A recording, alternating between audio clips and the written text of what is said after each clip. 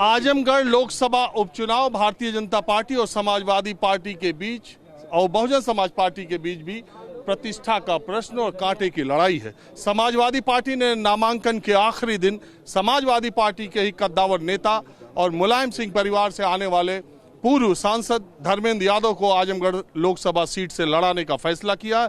बहुत दिन तक सस्पेंस बना रहा और उसके बाद धर्मेंद्र यादव समाजवादी पार्टी के उम्मीदवार बनकर यहां पर आए हैं, जो कि समाजवादी पार्टी का गढ़ माना जाता है। धर्मेंद्र जी, पहली बात तो ये कि आप इतनी बार एमपी दूसरी जगह रह लिए, लोकसभा उपचुनाव लड़ने के लिए ऐसा कहा जा रहा है कि पार्टी में बड़ी खोजबीन के बाद आपका नाम आया।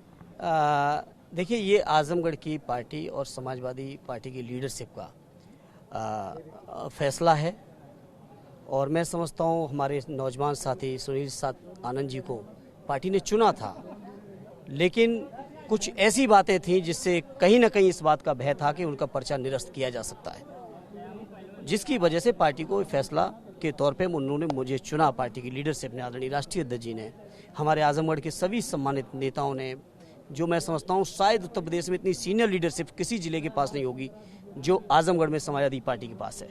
तो इस सभी लीडर ने चुना, ये मेरा सौभाग्य है। और आजमगढ़ जैसी सरजमी जो मैं समझता हूँ समाजवादियों को हमेशा ताकत दी है, आज़ादी से लेके आज तक आजमगढ़ के लोगों ने हमेशा समाजवादी विचारधारा को बढ़ाया है। ऐसी विचारधारा, ऐसी सरजमी पर मुझे काम करने का मौका मिल रहा है, ये मेरा सौभाग्य है। कुछ लोग ऐसा कह रहे हैं। देखिए, दुर्गा प्रसाद यादव जी हैं जो कैबिनेट मिनिस्टर हैं, न जाने कितनी बार से जीत रहे हैं विधानसभा, इनको खुद ही याद नहीं होगा, आजमगढ़ सदर सीट से। और समाजवादी पार्टी के तमाम विधायक यहाँ पर आपको दिखाई दे रहे हैं। अकेला उत्तर प्रदेश में आजमगढ़ जिला है जहाँ की सारी सीटें विधानसभा में समाजवादी पार्टी ने जीत ली।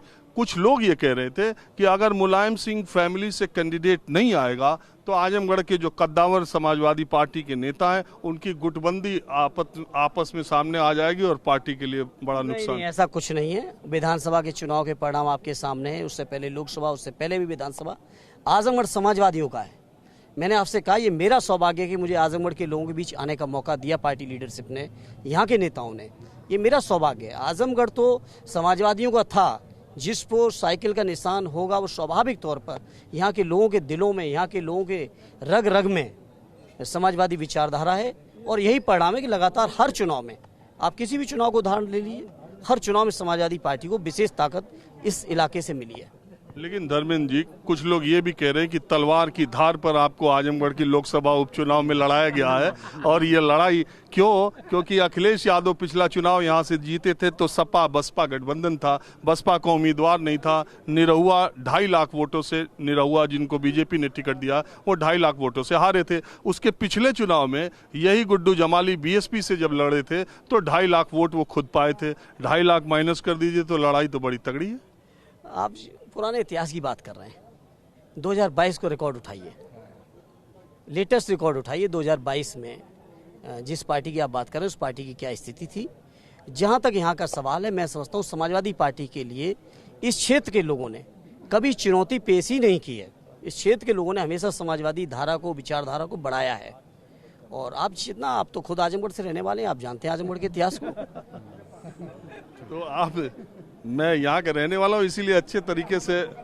लेकिन एक बात ये भी बता रहा हूँ कि 1978 में आजमगढ़ में लोकसभा उपचुनाव हुआ था। इंदिरा जी 77 में बेदखल हो गई थी और मोहसिना किदवई ने उपचुनाव में, इंदिरा जी 5 साल यहाँ रही थी और 5 दिन रही थी और मोहसिना किदवई चुनाव जीत गई थी। आजमगढ़ का बड़ा इतिहास रहा है और उपचुनाव का बड़ा इम्पोर्टेंस रहा है। ऐसा दिलचस्प मुकाबला उपचुनाव में कहीं देखने को मिलने नहीं। तो धर्मेंद्र यादव को समय तो बहुत कम मिला। कोई बात नहीं, यहाँ की पार्टी की हमारा चुनाव लड़ रही है। कोई धर्मेंद्र तो एक जस्ट पेपर पे नाम जरूर है, यहाँ की पार्टी विचारधारा लड़ रही चुनाव, कोई धर्मेंद्र नहीं चुनाव लड़ रहे हैं। चलिए, आपको हमारी शुभकामनाएं। लड़ेगी। बहुत बहुत धन्यवाद।